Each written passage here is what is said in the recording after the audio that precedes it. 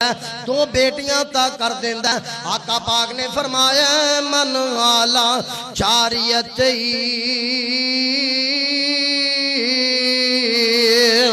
حتی تبلغا جا یوم القیامہ انا وہوا وزما صابعہو.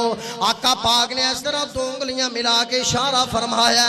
آقا پاک فرماؤندے نے من آلا جاریتی حتی تبلغا. اللہ پاک کسے بندے نو دو بیٹیاں تا کر دیندہ ہے. اللہ پاک دو تیاں تا کر دیندہ ہے. حتی تبلغا اونا بچیاں دی پدیش تے متھے سلوٹا نہیں پاندہ, اپنے چہرے تے سلوٹا نہیں پاندہ, اپنا سینہ تنگ نہیں کردہ, اپنا سینے تے بوجھ محسوس نہیں کردہ, بلکہ اونا بچیاں دی کفالت کردہ, پرورش کردہ, تربیت کردہ. قرآن و حدیث با مطابق انہا بچیاں دی تربیت کردہ اور اچھی تعلیم دلواندہ ہے. حتی تبلغا آقا پاک فرماندے نے حتیٰ کہ بچیاں جوان ہو جاندیاں نے, اپنی بلوغت نو پہنچ جاندیاں نے. نبی پاک نے فرمایا جا یوم القیامتی انا وہوا وزما صابعہو.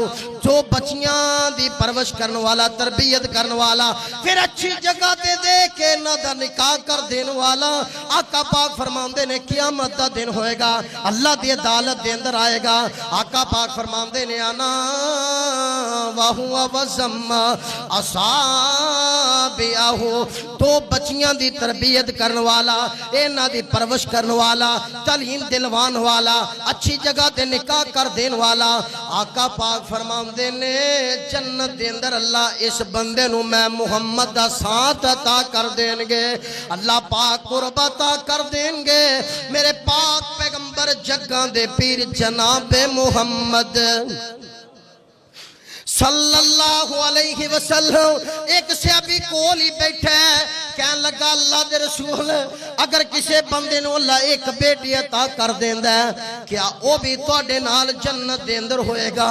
آقا پاک فرماندے نے ہاں میرے صحابی, جیڑے بندے نو اللہ ایک رانی عطا کر دیندہ ہے, ایک بیٹی تھی رانی عطا کر دیندہ ہے, او دی تربیت کردہ ہے, پرورش کردہ ہے, حتیٰ کہ جوان ہو جاندی ہے, اچھی جگہ تے نکاح کر دیندہ, شادی کر دیندہ ہے. جگاں دے پیر فرماندے نے, آمینہ دے لال فرماندے نے اللہ اس بندے نو بھی میں محمد دا ساتھ عطا کرنگے.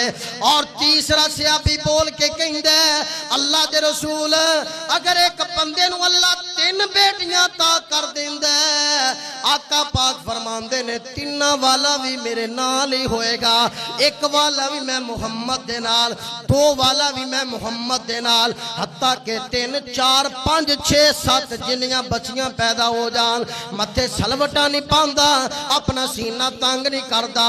آقا پاک فرماندے نے بچیاں دی تربیت کرنے والا بندہ میں محمد دے نال جنت دے اندر ہوئے گا. ذرا غور کرنا.